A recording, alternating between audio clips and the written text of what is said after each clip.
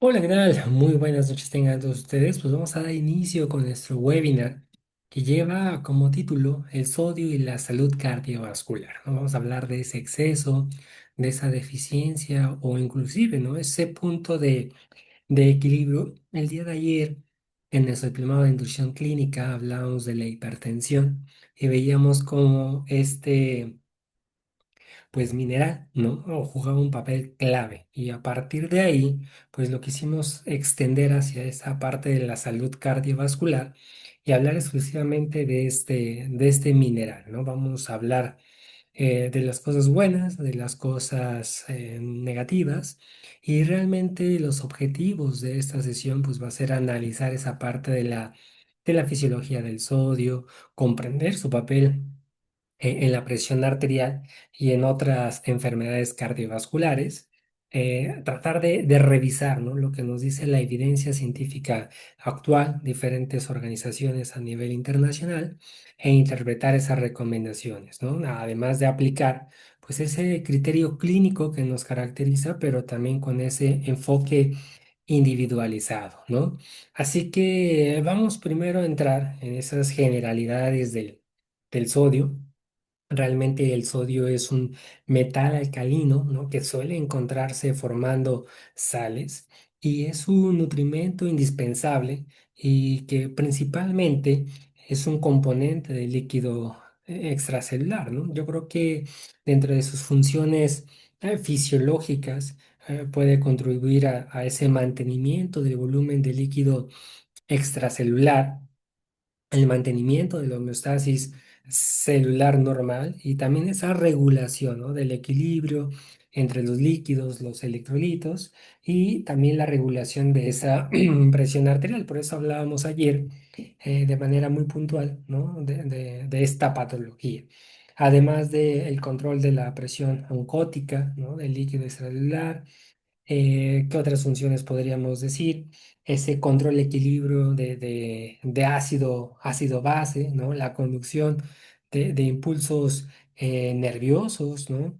El control de esa contracción muscular y también el transporte activo, ¿no? De ciertos nutrimentos y sustratos a través de esas membranas celulares, ¿no? A través de esta imagen, ¿no? Se me viene a la mente de cosas positivas que vamos a ir viendo, ¿no?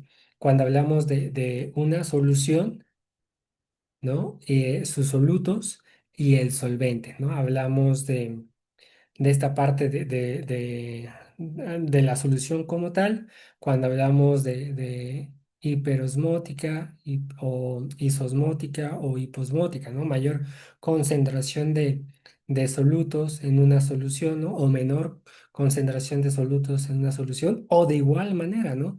Y si hablamos ahorita del enfoque clínico, pues vamos a controlar esa ingesta, ¿no? Pero ¿qué pasa en el deporte, en el alto rendimiento, cuando la característica de una bebida deportiva, ¿no? De esas bebidas isotónicas, pues la concentración de sodio, ¿no? Estamos hablando de hasta 400 miligramos, ¿no?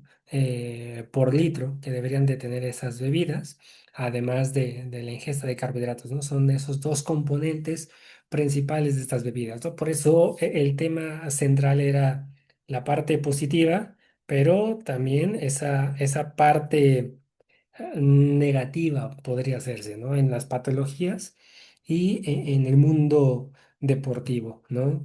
Cuando hablamos de estas regulaciones, de estas homeostasis, pues el riñón, ¿no? Ese es el órgano clave en esta regulación del sodio a través, pues, del sistema renina-angiotensina-aldosterona, ¿no? Que lo tocamos un poquito en la clase de ayer, pero bueno, ¿no? Deberíamos de hablar del contenido corporal, ¿no? Medio de sodio, por ejemplo, en un hombre adulto, ¿no? Siempre ponemos ese ejemplo, ¿no? De masculino de 70 kilogramos, ¿no? Pues puede ser de 92 gramos de sodio, la mitad, ¿no? Por ser 46 se van a encontrar en ese líquido extracelular a una concentración de 135 a 145 milimoles sobre litro. y aproximadamente 11 gramos se van a encontrar en el líquido intracelular, ¿no? Una concentración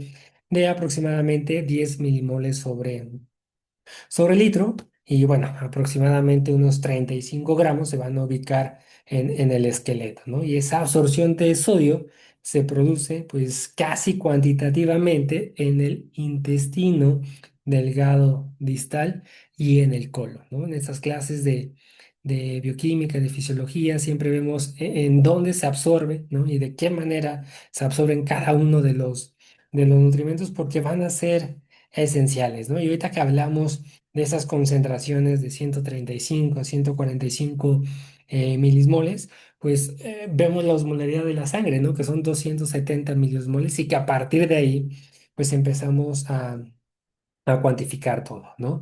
Yo creo que el equilibrio del sodio en el cuerpo está estrechamente ligada al del agua y obviamente va a estar regulada por los riñones, ¿no? Esa parte renal. Por eso hablamos que el sodio filtrado por los glomérulos se reabsorbe en esas proporciones que van desde 0,5%, ¿no? Hasta un 10% de acuerdo de esas necesidades, principalmente de la angiotensina 2, también puede ser de la norepinefrina, de la aldosterona, de la insulina, que van a estimular esa reabsorción, ¿no? Mientras que podemos ver otras como la dopamina, el AMP cíclico, el péptido natriurético, ¿no? Cardíaco, y también las prostaglandinas que van a ejercer pues ese efecto, ¿no? Que vemos aquí, natriurético. Ujú.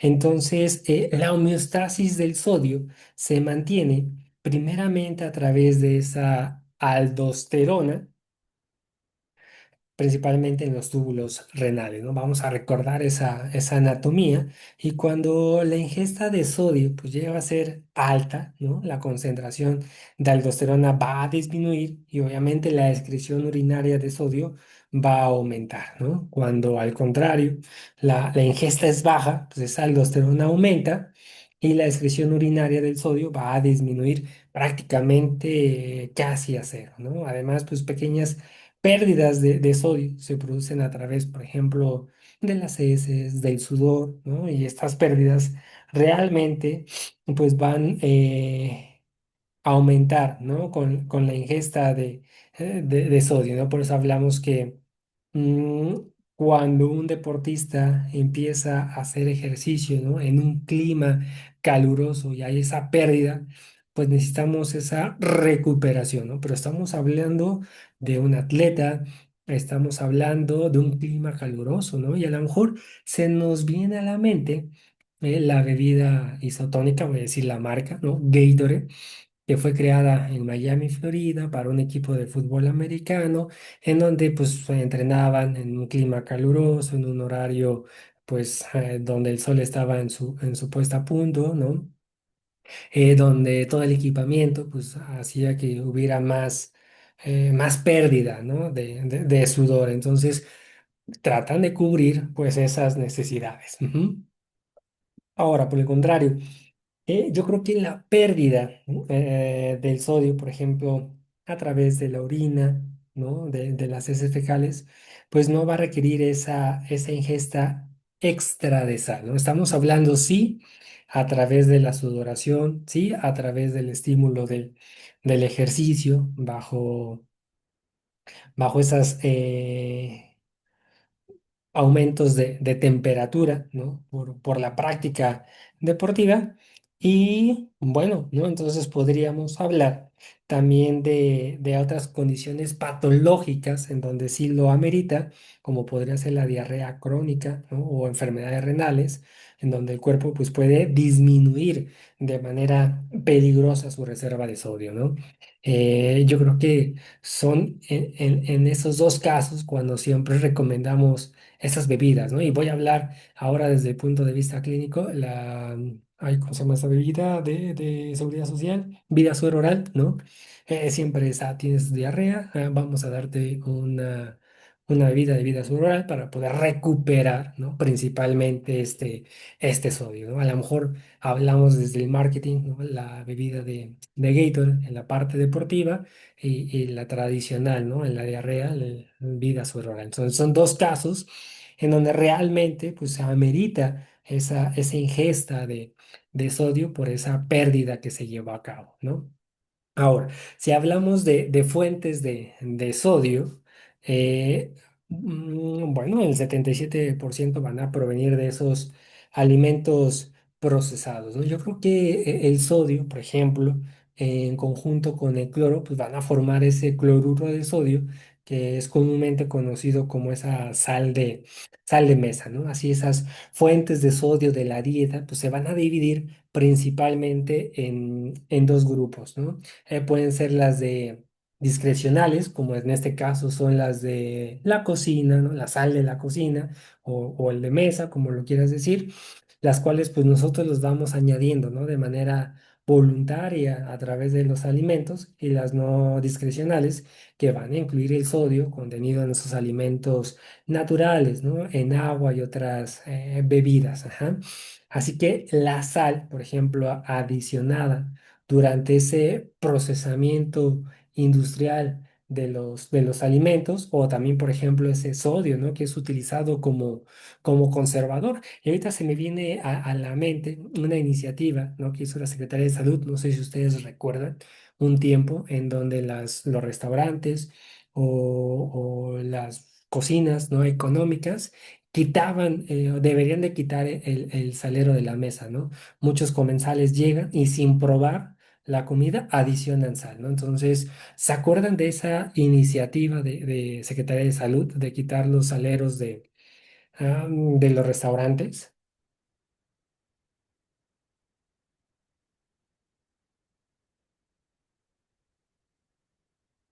Lalo, ¿no? Lalo, quiero pensar que eres Lalo, y otra vez ya se cambia a moto.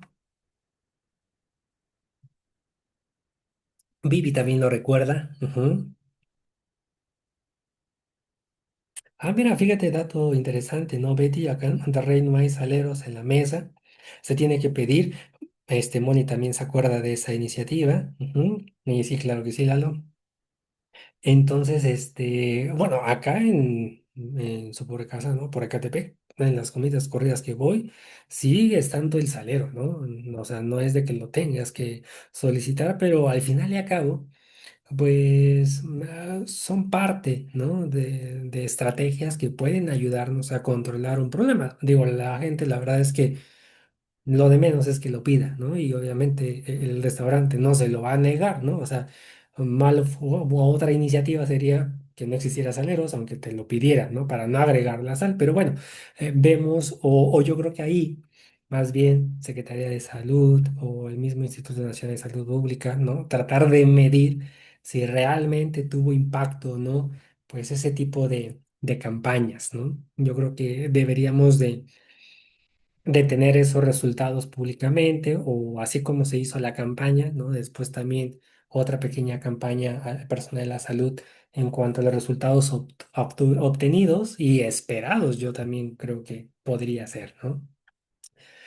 Y bueno, digo, obviamente hablamos de productos como embutidos, ¿no? Que son con un alto contenido de sodio, pero también están los alimentos, pues naturalmente bajos en sodio, ¿no? Como de manera natural, algunas frutas, algunas verduras. De hecho, también se me hizo interesante, ¿no? La iniciativa del SMAI, ¿no? El Rosita para pacientes renales, en donde se cuantifican diferentes eh, microelementos, ¿no? O minerales. Al final y a cabo, pues nosotros como área de nutrición tenemos que ir cuantificando cada uno de esos, ¿no? Entonces, ese SMAI, no sé si lo tengan, ¿no? El Rosita para esos, eh, para pacientes renales, ¿no? En donde viene cuantificado. Ahí tienen el SMAE Rosita. Y Lalo nos comentan, de este lado del Estado de México, La Paz, Texcoco, hay que pedir el salero y no están en la mesa. Ah, mira, fíjate, Lalo, vivimos en el mismo estado, pero dependiendo del municipio, por lo menos acá, sí están ahí en la mesa, ¿eh? A simple vista. Fíjate, y no estamos tan alejados, ¿no? Muy bien, muy bien. Y bueno, creo que aquí hay más comentarios.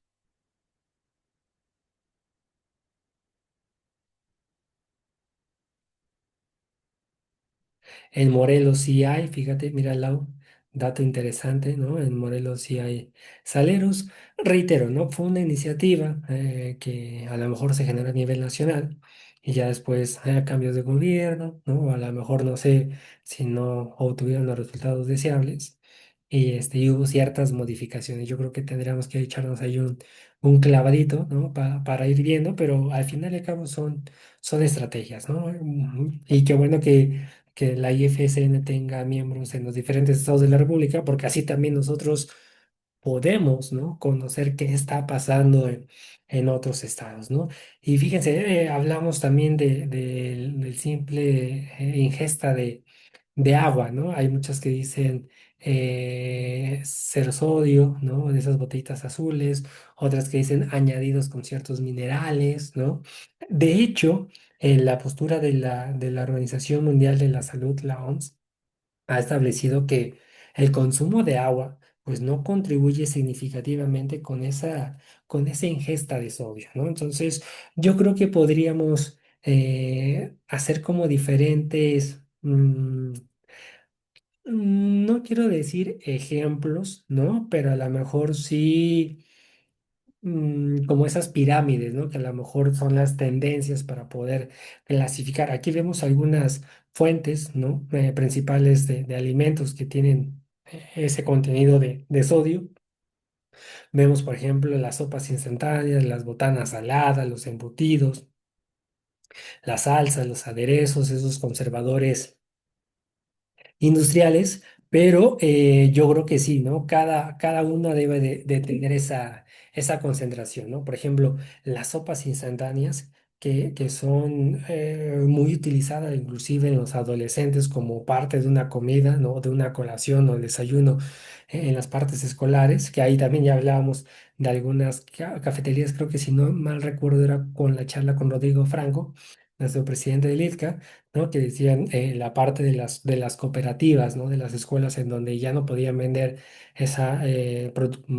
productos industrializados, sino más bien alimentos saludables, pero realmente esas sopas instantáneas pueden aportar hasta 434 miligramos de sodio, ¿no? Y por ejemplo, las botanas saladas, 336 miligramos de sodio en 50 gramos, ¿no? Y eso es otra de la parte, ¿no?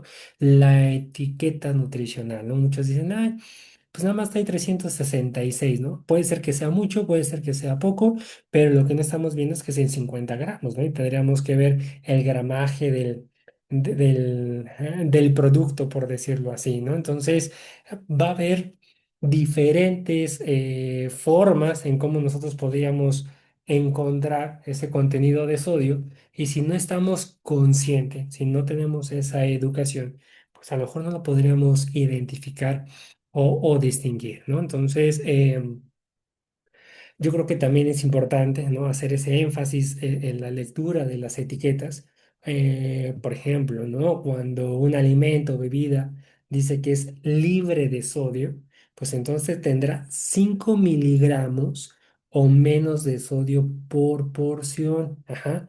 Pero obviamente eso no dice que no lo va a tener totalmente, ¿no? Entonces son parte de la normatividad, ¿no? Así explicarle al paciente, ¿no? Si tu alimento dice que es libre, por lo menos va a tener 5 gramos, ¿no? Ahora, cuando la etiqueta dice que es bajo en sodio, bueno, entonces puede tener un contenido, por ejemplo, del 50% menos que un producto original, ¿no? En esas versiones de bajo en sodio, ¿no? O sea, si tú consumes la etiqueta, por ejemplo, roja, ¿no? Que es la normal, y la etiqueta baja en sodio, puede haber una disminución del 50 por ciento, ¿no? Y cuando hablamos de esas etiquetas, ¿no? Que dicen bajo en sodio, Pues normalmente pueden tener 149 miligramos por esas porciones de 100 gramos, pero hay que hacer las cuentas, ¿no? Y eso es lo que a veces el pacientito pues ya no lo quiere hacer, ¿no? Entonces aproximadamente pues el 77% de la sal de la dieta pues va a provenir de esos alimentos procesados y solamente ese 12% pues va a estar en los alimentos naturales, ¿no? Y en lo que podamos nosotros agregar en la cocina o a lo mejor adicional, ¿no? Al salero en la mesa. Ujú. Entonces, hay que cuantificarlo, hay que estar consciente y aquí viene otra vez, ¿no? El taller de lecturas de etiquetas, ¿no? Que yo creo que la población, me gustaría irme, fíjense que cuando aperturamos la revista Science and Fitness, allá de octubre del 2011 porque el primer ejemplar salió en el 2012, el equipo de marketing dijo, vamos a hacer encuestas, ¿no? Encuestas primero a la población en general, ¿no? Y se fueron al Zócalo y empezaron a hacer encuestas, ¿no? Y después ya se iban a los clubes y hacían encuestas, iban a las universidades y hacían encuestas para ver lo que conocía cada sector de la población, ¿no? Y obviamente, como era una revista que iba a ir dirigida de divulgación, no era científica, de divulgación, pues cuando entraban en los gimnasios, cuando entraban en las universidades, pues sí, era el nicho exacto, ¿no? Pero la población en general, pues tenía muchas carencias, ¿no? Yo creo que si ahorita nos vamos al Zócalo, nosotros como miembros, y hacemos encuestas acerca de la lectura de etiquetas, me arriesgo a decir que mayor parte de la población realmente no sabe interpretarlas, ¿no? Como debería ser. Y digo, y quizá también, ¿no? De repente, inclusive entre nosotros, a lo mejor se nos puedan pasar ciertos detallitos, ¿no? Pero bueno, vamos a hablar de estas deficiencias contra esos excesos, ¿no? Una deficiencia de sodio, pues es poco probable, ¿no? En esas personas sanas, ¿no? De hecho, esta deficiencia pues no se produce en esas condiciones normales, inclusive, ¿no? Con esas dietas muy bajas en sodio, ¿no? Pero por el contrario, el consumo alto de sodio yo creo que sí es muy común en las mayorías de las poblaciones y no solamente de Catepec, en el municipio donde vivo, ni del Estado de México, ni de México, ¿no? Sino yo creo que de todo el mundo, ¿no?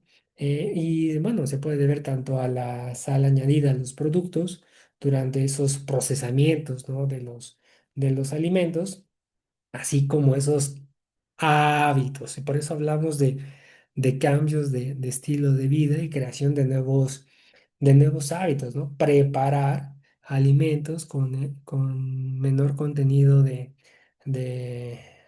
sal, ¿no? O de sodio, ¿no? Y me da risa, ¿no? Una vez estuvo interesante ese campamento, lo hicimos en una asociación que se llamaba Musas. Está súper padre, es una asociación que está ahí sobre Tlalpan. Un día, si quieres, hablamos con la presidenta Mónica a ver si nos permiten hacer otro tipo de campamento. Eso fue antes de la pandemia, si no mal recuerdo. Y ellos están sobre Tlalpan, enfrente del Instituto Nacional de Cardiología. Pero realmente lo que hace como fundación, Moni, ya nos contará su estilo, su vida, más bien, padeció cáncer, ¿no? Fue una sobreviviente del cáncer y por eso genera este movimiento.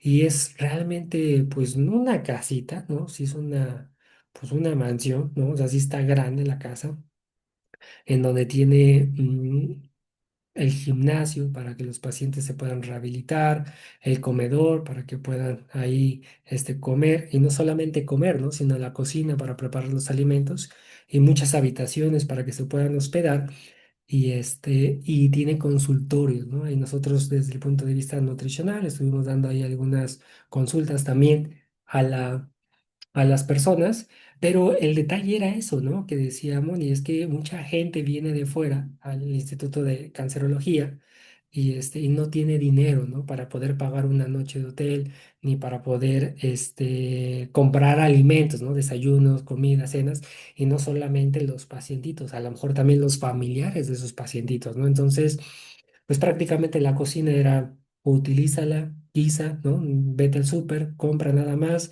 lo indispensable, cocínala aquí. El hospedaje, lo que puedas aportar, ¿no? 35 pesos, 15 pesos, no hay problema, ¿no? Y listo, ¿no? Y ahí, bueno, era este comentario, ¿no? Los pacientitos, varios pacientes oncológicos, dimos un taller, ¿no? De donde la prescripción del ejercicio, la parte nutricional, etcétera. Y muchos pacientitos decían, ¿no?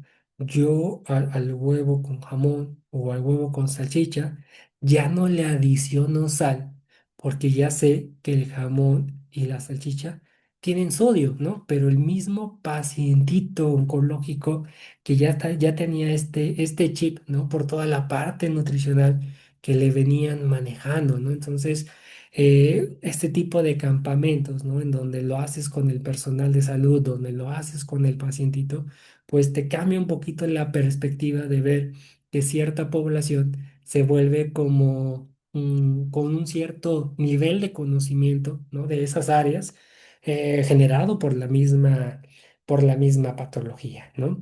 Entonces, bueno, vamos a hablar ahorita de ciertas patologías, ¿no? De esas cardiopatías.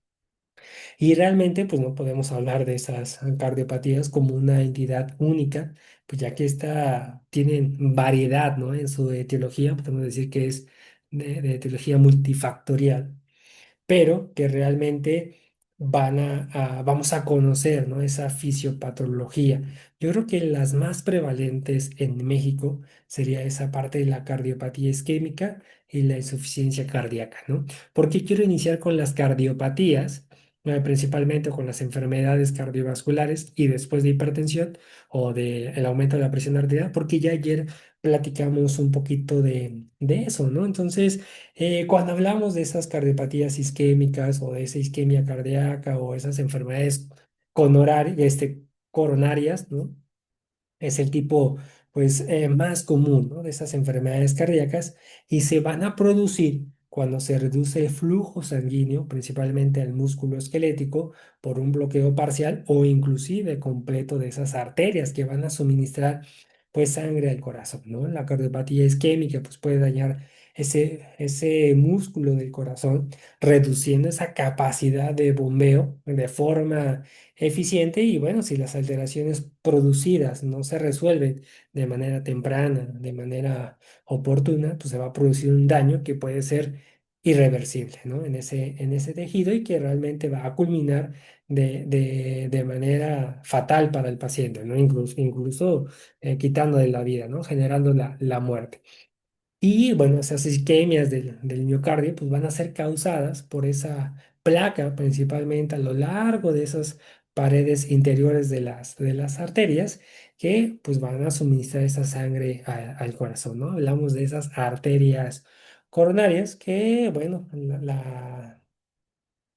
van a reducir, ¿no? Ese flujo de sangre y realmente esta disminución va a conducir también a una disminución de la cantidad de oxígeno que va a recibir ese músculo cardíaco, ¿no? Por eso hablamos que la cardiopatía isquémica puede producirse pues lentamente, ¿no? A medida que las arterias pues se van obstruyendo con el tiempo y eso por malos hábitos alimenticios. También pueden ser esos los factores, ¿no?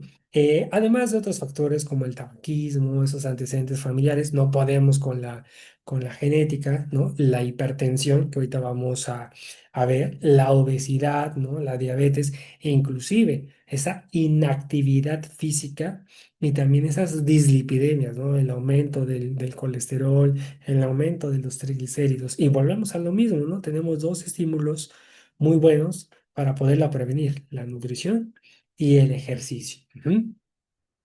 Entonces, ¿qué pasa? Bueno, esa insuficiencia cardíaca se va a definir como esa incapacidad del corazón para poder conservar ese gasto cardíaco, ¿no? Necesario para mantener las necesidades de los tejidos hasta que se generan pues diversos mecanismos que ayudan a incrementar ese gasto cardíaco y también esa perfusión tisular. Ujú. Y bueno, algunos de estos mecanismos pues pueden ser esa taquicardia, esa elevación de la presión arterial, esa contracción, ¿no?, del sistema venoso. Por eso decimos que es un síndrome clínico complejo que puede deberse pues a cualquier trastorno tanto estructural como funcional, ¿no? En donde va a alterar principalmente esa capacidad del ventrículo izquierdo de llenarse de sangre para poderla expulsar, ¿no? Y nosotros, hablando de las adaptaciones cardiovasculares del ejercicio, en nuestras clases pues, del año pasado, ¿no?, de fisiología del ejercicio, veíamos esa parte positiva del ejercicio principalmente en la pared del ventrículo izquierdo, ¿no? Y no solamente de esa cardiomegalia positiva, de ese crecimiento del tamaño del corazón, sino principalmente del ventrículo izquierdo. Entonces vemos el beneficio del ejercicio y el proceso de una enfermedad, cómo afecta una región anatómica del corazón, ¿no? Que nosotros podemos influir pues de manera positiva, ¿no? Por eso en la insuficiencia cardíaca, pues va a haber esa disminución en cuanto a la función cardíaca y esto pues puede suceder también a nivel renal, ¿no? Por eso siempre que hablamos de la hipertensión arterial sistémica, pues teníamos que echarle un clavado a lo que pasaba a nivel renal principalmente. Ujú. Entonces, ¿cómo quiero hacer este vínculo? Bueno, esa cardiopatía isquémica, esa hipertensión, ¿no?, esa cardiomiopatía dilatada, pues van a ser esas causas, ¿no?, principales en la mayoría de los pacientes, que inclusive podríamos hablar en pacientitos geriátricos, ¿no? Como ayer decíamos, presión arterial entraba muy bien en población geriátrica, pero no solamente pueden ser esas, ¿no? También puede haber otros factores de riesgo, ¿no? Por ejemplo, la enfermedad pulmonar obstructiva crónica, lamentada EPOC. Ahora sí hablamos de esa EPOC, ¿no? No del EPOC del entrenamiento. Y por ende, decimos que es fundamental, ¿no?, que nosotros como profesionales de la salud podamos evaluar el estado de líquidos o de los volúmenes de los pacientes con esa insuficiencia cardíaca durante las visitas, si estamos en hospital, o durante las consultas, si es de manera ambulatorio, ¿no? Y generar esos exámenes principalmente de seguimiento. Yo creo que estas evaluaciones van a jugar un papel pues fundamental, ¿no?, en las necesidades de la terapéutica desde el punto de vista dietético, ¿no? Podemos ahí detectar o excesos o deficiencias de sodio y entonces podemos generar, ¿no?, ese plan para poderlo ajustar, porque realmente puede inclusive, ¿no?, limitar la eficacia o disminuir la tolerancia de ciertos fármacos para tratar la insuficiencia cardíaca, ¿no? Por eso siempre decimos, mm, el personal responsable para la prescripción del medicamento siempre va a ser el médico, ¿no?, y los especialistas, pero nosotros sí podemos ver esa interacción fármaco-nutrimento y poder generar pues ciertas recomendaciones, ¿no?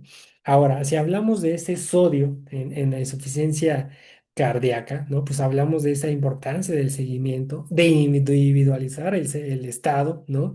Y vamos a hablar acerca de esas relaciones en J, ¿no?, que nos dice principalmente la biografía, o en U, de acuerdo a algunos estados, ¿no? Entonces, ¿qué recomendaciones para el consumo de sodio, tanto internacionales como internacionales? Bueno, yo creo que la gran mayoría de los adultos comemos más sodio de lo que realmente deberíamos o de lo que realmente necesitamos, ¿no? Yo creo que un promedio de ingesta puede ser hasta más de 3.400 miligramos de cada día, ¿no? O sea, diarios, ¿no? Y si seamos honestos, el cuerpo necesita solo una pequeña cantidad de sodio, menos de 500 miligramos día, para funcionar de manera correcta, ¿no? Estamos hablando del día a día, pero obviamente va a haber ciertas necesidades extras en el caso de los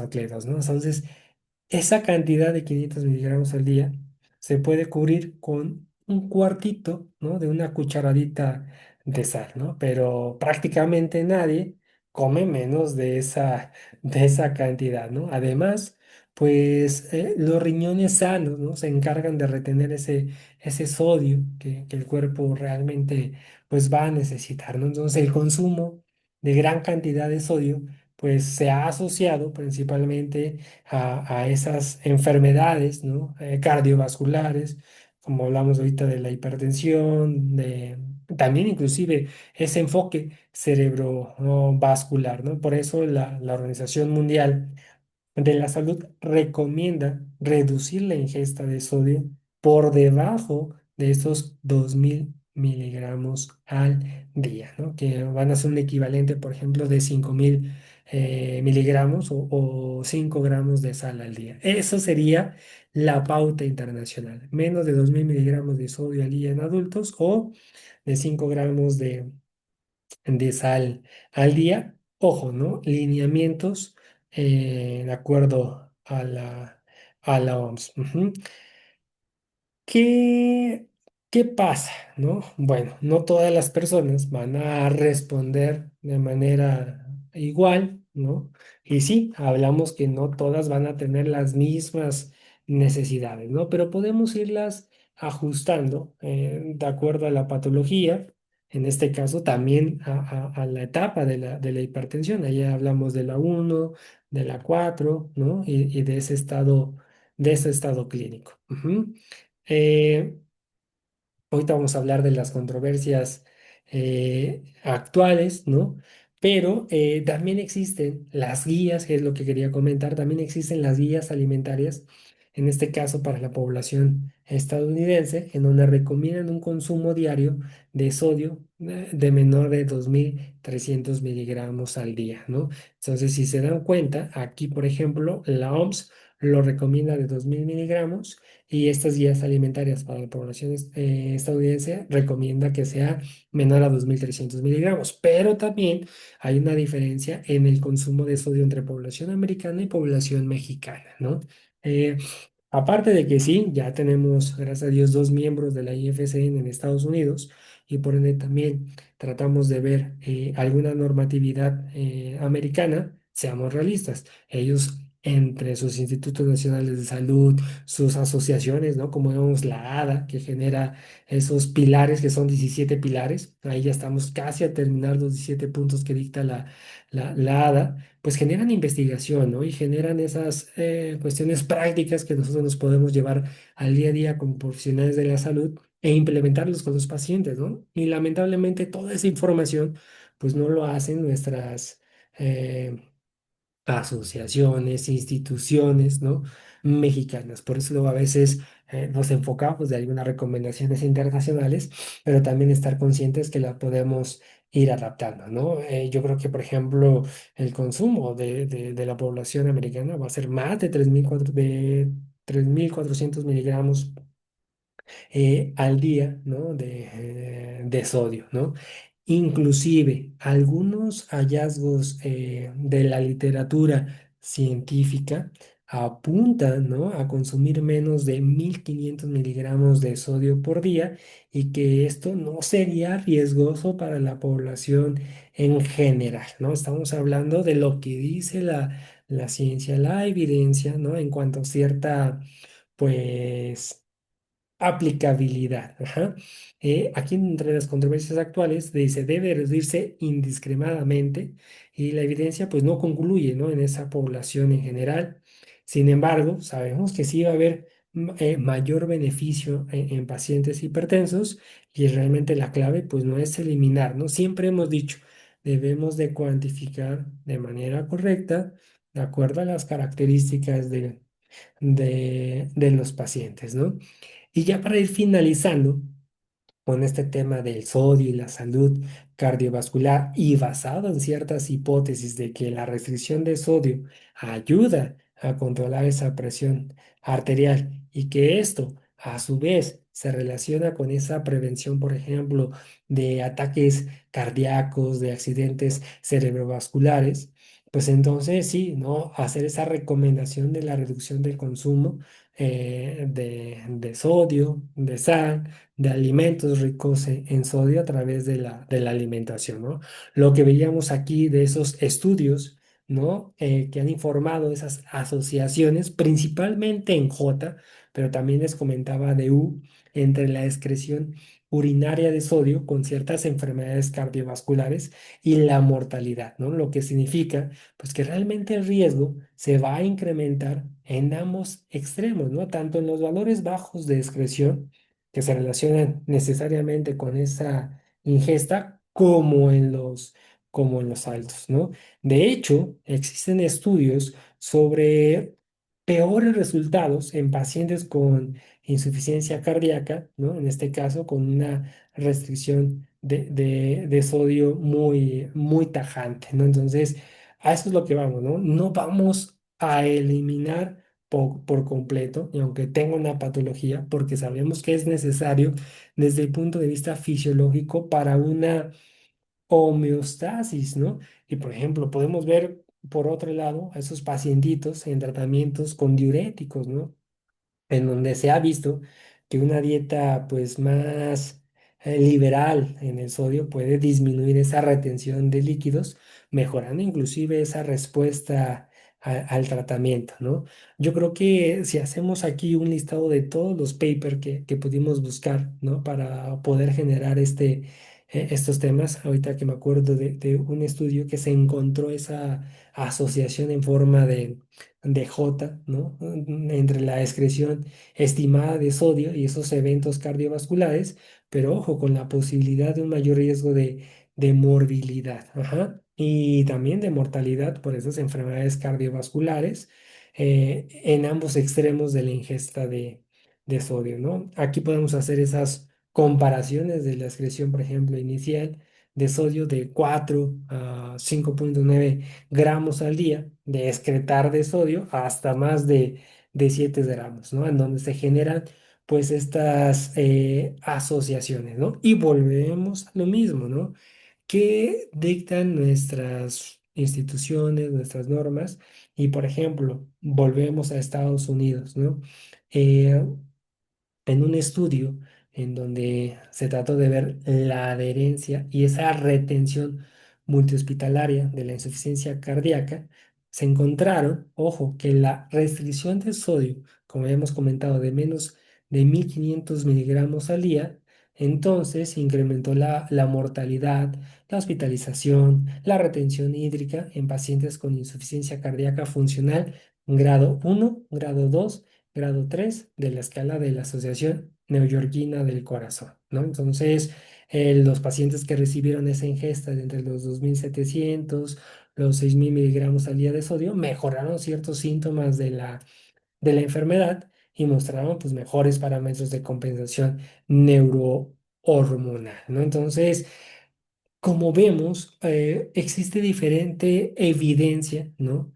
En donde una buena ingesta, una buena dosificación, de acuerdo a las características de los pacientitos, pues van a tener resultados de manera positiva, ¿no? Si hablamos de esa asociación directa en donde puede ser dañino, ¿no? Altas cantidades de sodio, de lo que nosotros hablamos como el IDR, ¿no? El índice diario recomendado o esa ingesta, ¿no? Que debería ser ideal para el consumo de la población y que realmente, pues, no deberíamos de sobrepasar, ¿no? Reiteramos, de acuerdo al estilo de vida, de acuerdo al tipo de alimentación, pues sí, lamentablemente solemos consumir más de esos 2 miligramos de sodio al día o de esos equivalentes de 5 gramos de sal, pero yo creo que podrían ser esas pautas, ¿no? Que nos llevemos el día de hoy para una salud cardiovascular. Tratar de ingerir estas cantidades que lo recomienda la Organización Mundial de la Salud. Y en el caso de ciertos pacientitos con hipertensión, con una enfermedad cardiovascular, bueno, ver también los parámetros bioquímicos, ver la parte clínica, ver la parte dietética e ir haciendo ese ajuste, ¿no? Irlo disminuyendo de manera gradual, sin ser tan estricto, para que también no tengamos efectos secundarios, ¿no? Entonces, ¿cómo podemos concluir con este webinar? Pues que el sodio es indispensable para la vida, ¿no? En ese proceso fisiológico hablamos inclusive, ¿no? De que una deficiencia de sodio en un atleta puede generar calambres, ¿no? El exceso también impacta la salud cardiovascular de manera negativa, que la evidencia siempre también va acompañado, exige esta parte de la individualización, ajusta la dosis que dicta el organismo, de acuerdo, me refiero a organización, ¿no? Bueno, organismo, ¿no? Pero de organización a tu paciente, y que la nutrición basada en ciencia, pues en este caso no está en los extremos, ¿no? O sea, no estamos refiriendo de nada de sodio, ni tampoco estamos hablando de mucha cantidad de sodio. Ujú. No sé si tengan alguna duda, alguna pregunta, ¿qué tal les pareció este tema? Reitero, ¿no? Fue una idea que surge a partir de la clase de ayer de hipertensión, porque veíamos esa parte, ¿no? De cómo estaba vinculado con esta patología de manera principal, ¿no? Dudas, preguntas, comentarios, o pueden abrir el micro, pueden escribirlo aquí en el chat. Nosotros como federación, ustedes como miembros, como integrantes del área de la salud, ¿no? ¿Qué les gustaría que generáramos, ¿no? Alguna normatividad, alguna campaña, ¿no? Algo que podamos hacer. Los leo, los escucho.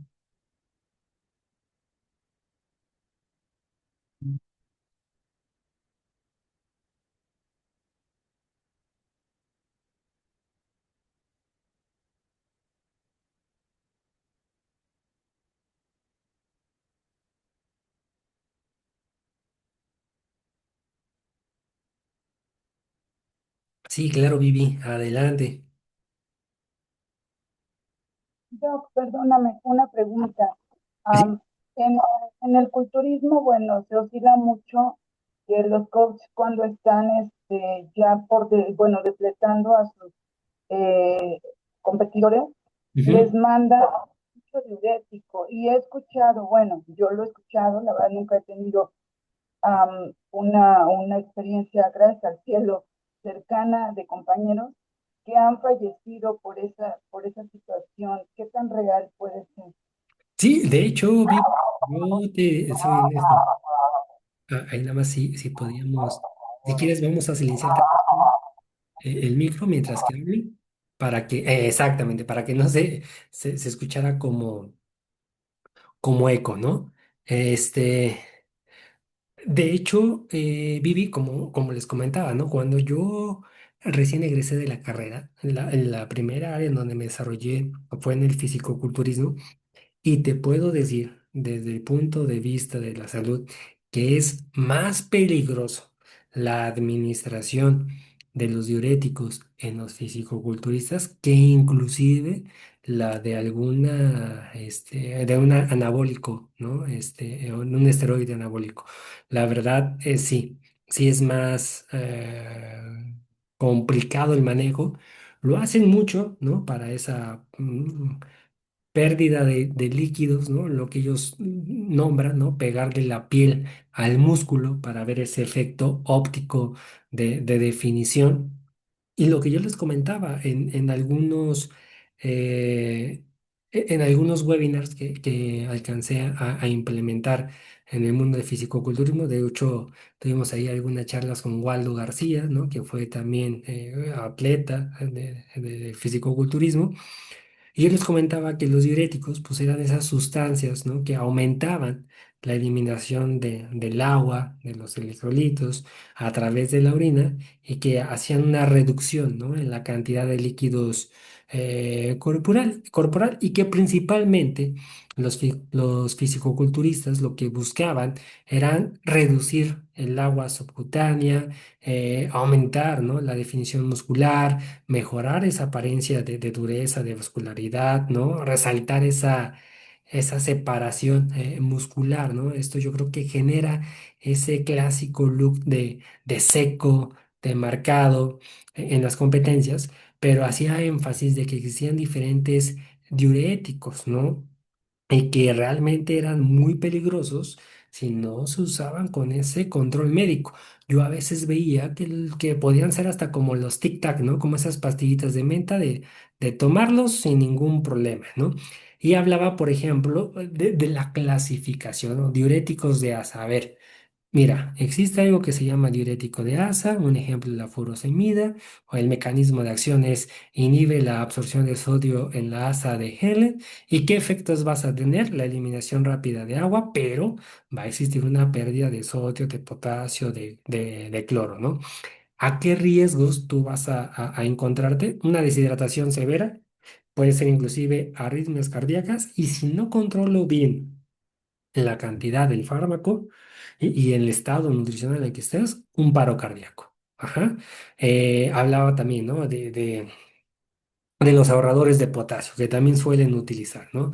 Ejemplos, por ejemplo, un ejemplo sería espironolactona, ¿no? ¿Para qué lo podemos utilizar? Pues evitar la hipocalemia, pero también puede causar esa hipercalemia peligrosa, ¿no? Entonces, existían muchos riesgos por la ingesta de diuréticos y que realmente llegaban a una atención médica, ¿no? Desde las arritmias cardíacas, desde la confusión mental, inclusive muerte súbita podía ser en tarima, ¿no? Esos desequilibrios electrolíticos e inclusive una hipotensión, pues de manera severa, ¿no? Yo podría decirte que muchos profesionales del culturismo han fallecido por el uso de diuréticos, ¿no? Yo por eso decía, es más difícil o hay más riesgo de muerte por el uso de diuréticos que inclusive de un anabólico. Ujú. Entonces, si retomamos el- la fisiología, ¿no?, la bomba sodio-potasio, y tú metes un poquito más de potasio a través de la suplementación, puedes tener efectos de la misma manera o de la mejor manera que inclusive con un diurético y también salvaguardando la vida del fisicoculturista. Entonces, entender bien, ¿no?, qué tipo de agua queremos eliminar, qué tipo de agua queremos preservar, ¿no? El agua intramuscular para darle ese volumen y no solamente meter diuréticos porque sí y sin una prescripción médica o sin una dosificación idónea al objetivo, ¿no? Ahí la verdad es que veo que a pesar de que la farmacología tiene bien dominadas las dosis, ¿no? En el fisicoculturismo, más bien las dosis son, ¿cómo le llaman? ¿Cómo podría decirse? Pues sí, ¿no? Autodidácticas, ¿no? O sea, como a mí me funcionó, como yo me voy sintiendo, me las voy tomando. Pero esa sería mi respuesta, Vivi. No sé si con eso contesté a tu pregunta.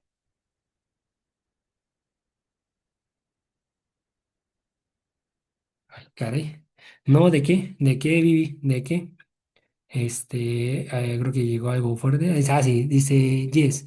Últimamente he visto muchos videos de un chico, no me acuerdo qué estudio tiene, que toda la parte, que da toda la parte científica correctamente entre cómo funciona el cuerpo y la anatomía. El problema es que después concluye con consume sal en todo, hasta en el agua natural en cada litro que consumas. ¿Cómo podríamos decirle a las personas que la parte anatómica que explica es correcta, pero que consumir la cantidad de sal que recomienda no? Digo, al final entiendo que es confuso tener información verídica con una recomendación errónea, ¿no? Sí, claro, Jess. Quiero pensar que estos videos, ¿no?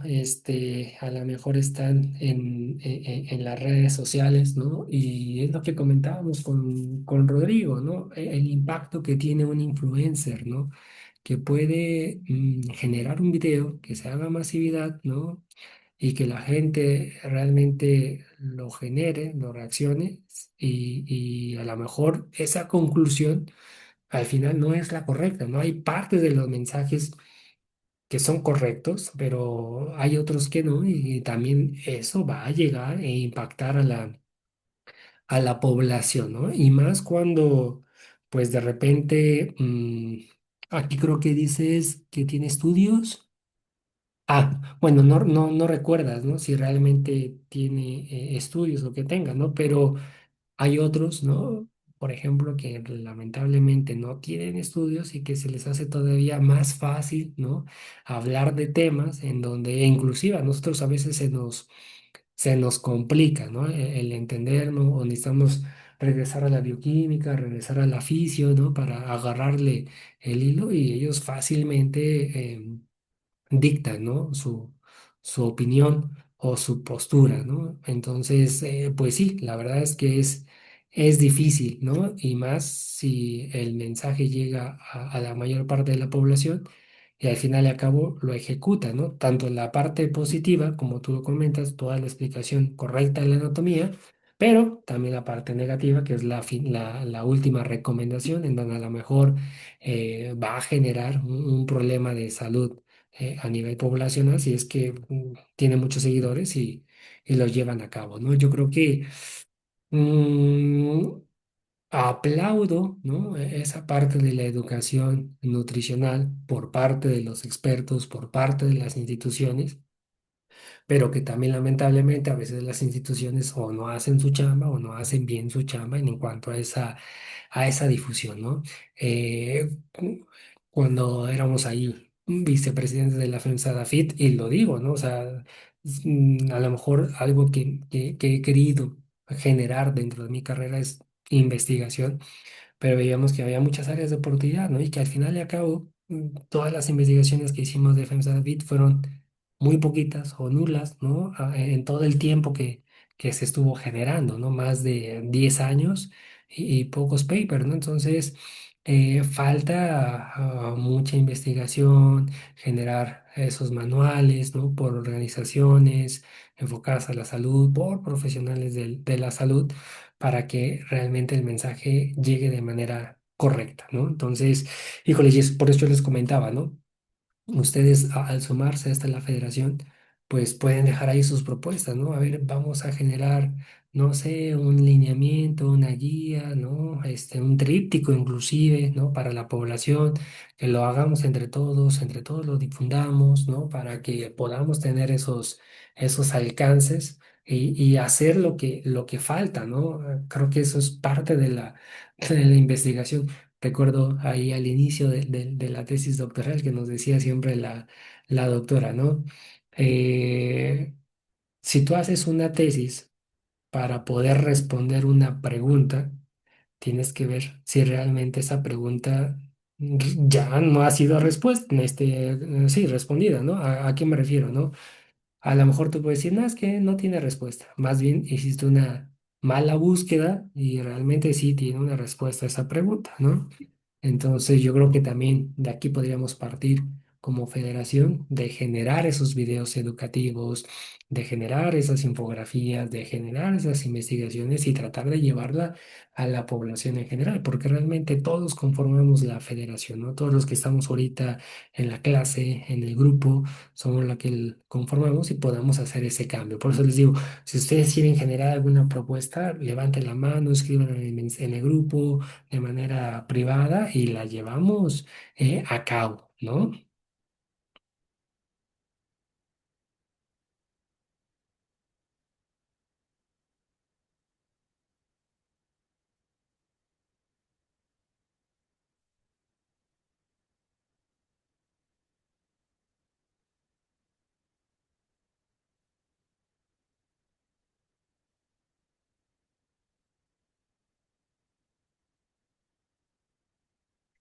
No, gracias a ti, Lau. Sí, claro que sí, Jess. Les digo, podemos trabajar en esas propuestas, introducirlas, ¿no? Adelante, eso es lo que buscamos, ¿no? Gracias a ustedes, Gab, por siempre conectarse, formar parte de esto y bueno, espero que esta clase del día de hoy les haya gustado, les haya servido y mañana tenemos clase a las 7 en el diplomado de nutrición deportiva y a las 8 en el diplomado de nutrición pediátrica. Ujú.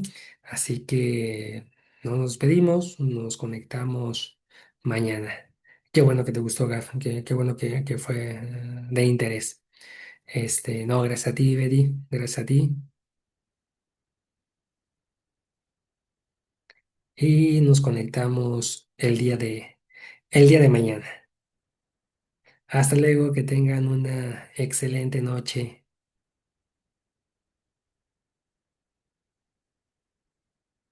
A ti, Vivi, excelente noche. Gracias, Moni. Sí, claro que sí. Descansen, descansen, descansen. Buenas noches, Lalo.